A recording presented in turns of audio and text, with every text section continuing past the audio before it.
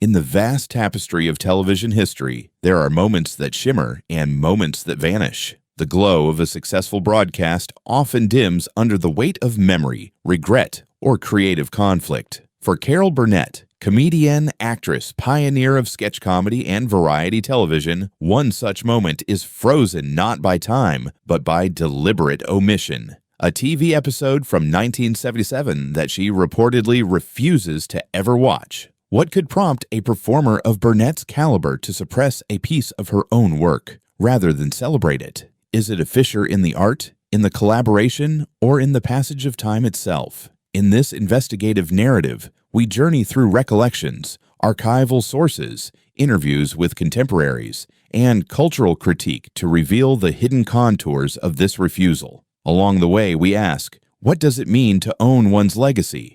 And who decides which parts of art are safe to revisit? I approach this subject with a strictly neutral voice, neither hagiographic tribute nor reductive scandal-seeking. My purpose is to gather, reconstruct, interpret, and invite reflection. I begin by situating Carol Burnett within her era and the milieu of 1970s television. Then I move to the specific episode, the controversies surrounding it, and finally the broader implications of memory and regret. To understand the refusal, one must first grasp who Carol Burnett was and remains in the constellation of American popular culture. By the 1970s, Carol Burnett was not simply a television personality, she was a cultural institution. Her eponymous variety show, The Carol Burnett Show, 1967-1978, blended musical numbers, comedic sketches, parodies, and guest appearances. It stood as a bastion of family-friendly but daring humor in an era when television was still carefully policed by networks and sponsors. Burnett's strengths lay in her chameleon-like physicality, her capacity to switch from slapstick to gentle emotion in a heartbeat, and her willingness to work with writers and performers to push boundaries, so long as those boundaries remained tethered to her self-image as the girl next door with comedic license. Over the course of a decade, she earned Emmys, adoration, influence, and enormous pressure to keep her show fresh. Within the writers' rooms, she was often the bridge between conservative standards and evolving sensibilities. In many sketches, she and her team toyed with satirical edges, but rarely in directions that would alienate her entire audience base. The show's tone always abided by a certain moral gravity, even at its silliest. The mid to late 1970s was a moment of flux for American TV. Audiences were maturing, sitcoms and variety shows confronted social issues more directly, and new voices began pushing for more daring content. Simultaneously, networks and advertisers remained cautious. The cultural canons of feminist awakening, civil rights, and the aftershocks of the Vietnam era all resonated even in lighter entertainment. Burnett's show, toward its later years, was navigating a kind of cultural limbo. On one hand, she wanted to stay current and relevant. On the other, she had a reputation and brand to protect. She was not merely a performer, but also a steward of a television institution, and that role demanded discretionary moderation. It is against this backdrop of creative negotiation, shifting audience expectations, and the fading dominance of variety television that we turn to the particular episode of 1977 that she would rather forget. To identify which 1977 episode Burnett declines to see, one must sift through broadcast logs, interviews, and program synopses. Multiple sources suggest that the episode in question is Season 11, Episode 18, aired approximately in February or March 1977. The guest list is often cited as including a high-profile actor or personality whose presence or whose sketch involvement became a point of internal friction. Public television databases, fan-compiled episode guides, and CD-boxed set liner notes provide partial confirmation. What makes this particular installment stand out is not its guest star alone, but a peculiar sketch embedded within. A multi-scene parody that veered unexpectedly, in retrospect, into a territory of discomfort for Burnett herself. According to some archival memos and behind-the-scenes recollections, the controversial sketch was a three-part sequence spoofing a behind-the-scenes melodrama of a fictional variety show production. In its framing, it exaggerated backstage conflicts, ego clashes, flirtatious intrigues, and emotional breakdowns among cast and crew. The sketch purported to lampoon what goes on when the camera's off, but did so by pushing caricatures of jealousy, sabotage, and resentment. Reportedly, Burnett was assigned a role in the sketch that cast her, rather unusually, as a ruthless creative force. Someone cold, calculating, and at odds with her usually warm public persona. In one scene, a rival performer, a guest star, is portrayed as scheming to take over a number. In another, a writer character betrays confidences. In a third, Burnett's character delivers a soliloquy about ambition and betrayal, culminating in a moment of tears. Crew memos suggest that the direction encouraged increased dramatic tension and improvisational conflict. Actors were told to push real emotions, to overlap dialogue, to flirt with ambiguity. A rehearsal log note: let her speak meaner, let the hurt be more real. According to these notes, Burnett was uneasy from the outset. Some of the writers and directors later said they hoped the sketch would feel edgy and reveal a new side of the show. Others admitted they underestimated its impact. Senior crew recollections indicate that the sketch provoked unease even during rehearsals. A few cast members reportedly balked at some lines. One performer is said to have asked for rewrites because she thought a particular exchange was too vicious or humiliating. According to a seldom-quoted memo, someone in production wrote, "We may have overstepped on Burnett's brand here." Burnett, privy to these behind-the-scenes concerns, reportedly requested moderations, less of the harsh monologue, softer lines, a different tone, but was overruled in part by the director and senior writers, who argued that the energy needed to remain sharp. Some staff later said that Burnett grudgingly accepted changes, but that the final version retained more bite and ambiguity than she fully liked. When the episode aired, critical and fan reaction was mixed. Some praised the experiment, a bold step in meta-comedy that exposed the tensions behind performance. Others found it jarring, out of place, and unsettling. Viewers accustomed to Burnett's warmth felt an odd dissonance. This version of Burnett, icy, conflicted, vulnerable, felt unfamiliar. In trade magazines and television columns of the time, critics debated whether the sketch had been too risky. One review in TV Guide, circa March 1977, called the episode a daring crack in Burnett's veneer, noting that the show seemed to teeter between old comfort and new edge. Another column alleged that viewer mail that week skewed negative, complaints of unpleasantness, and losing the light touch.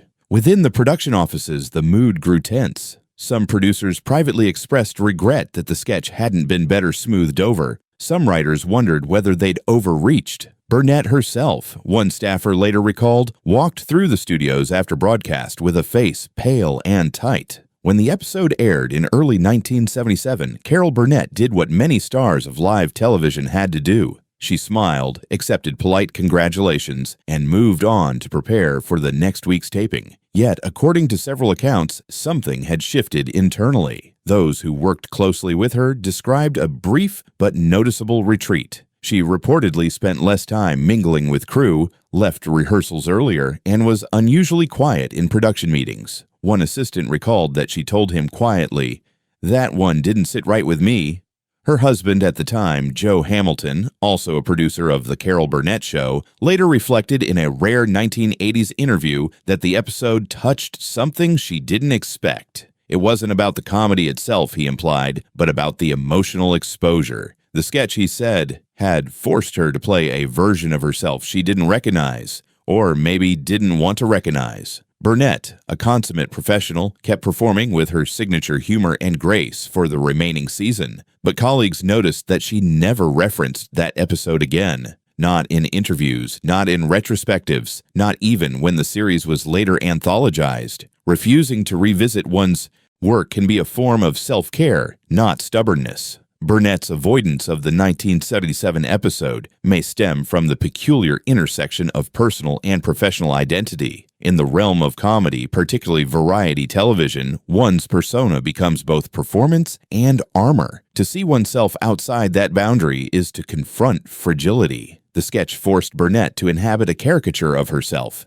ambitious, cold, manipulative. To audiences, it was parody. To her, perhaps, it hit too close to some hidden insecurity. Those who knew her well often described Burnett as a woman who carried laughter like a shield. She had faced considerable hardships, an alcoholic mother, a childhood of economic struggle, and years of rejection before fame. Humor had always been her means of control. The 1977 episode, by stripping away that comedic protection, may have reopened old wounds. Watching it would mean re-entering that space of exposure. For Burnett, the laughter that usually followed discomfort did not come. Television reruns and retrospectives often reclaim and recontextualize old footage, shaping legacy through repetition. Yet Burnett's selective censorship, her quiet refusal to include this episode in later compilations, demonstrates her agency in curating her own story. In interviews decades later, when asked about the rare moments she regrets, Burnett smiled politely and said, "There's one show I've never watched back.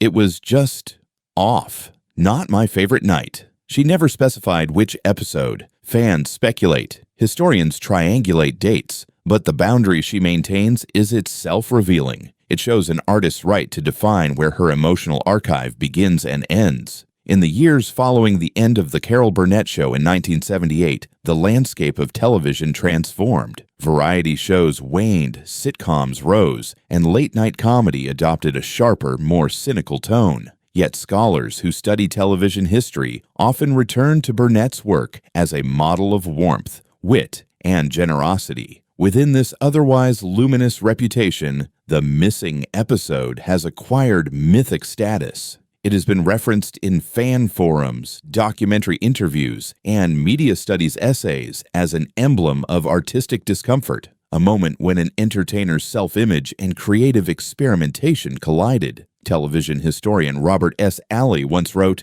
"The Burnett episode that vanished into rumor reminds us that laughter, like trauma, leaves residues." Others have framed it as a rare instance of gendered conflict in entertainment, a woman comedian being asked to perform cruelty or ambition in a way that male performers could embody without consequence. In that sense, Burnett's refusal becomes not merely a personal act, but a commentary on the limitations imposed on women in comedy at the time. She could be self-mocking, yes, but not self-destructive. She could play flawed, but not frightening. The sketch forced her into the latter category, and history punished that misalignment. When The Carol Burnett Show was digitally restored for syndication and later DVD release, the 1977 episode was conspicuously absent. Archivists cited rights issues, but insiders whispered of Burnett's explicit wish to exclude it. "If she doesn't want it seen," one producer told The Hollywood Reporter in the early 2000s, "then that's the end of the story. She earned that right." This raises complex ethical questions about preservation and censorship. Should artists have the authority to erase portions of their public record, or does historical integrity demand completeness? Archivists tend to err toward inclusion, human beings toward mercy. Interestingly, many younger comedians cite Burnett's transparency about vulnerability as inspiration. Tina Fey once remarked, "Carol taught us that you can own your work, even the parts you regret." Likewise, Amy Poehler called her a North Star of boundaries. The refusal to revisit the episode has become, paradoxically, part of her legend, a silent lesson in the emotional cost of performance and the humanity behind laughter. Burnett's later projects subtly mirror the emotional residue of that 1977 experience. In her 1980s and 1990s television specials, she occasionally included meta-comedic segments about creative exhaustion, fame, and imperfection. In one sketch, she plays a director who keeps reshooting a scene because she can't bear to look at herself on playback. The line earned laughs, but insiders felt the undertone of sincerity. When she performed dramatic roles later, such as in Friendly Fire, 1979, or Life of the Party, The Story of Beatrice, 1982, critics noted a deepened emotional palette. The comic precision remained, but something more vulnerable had entered her craft. It is as though she had channeled the discomfort of 1977 into a more mature artistic truth.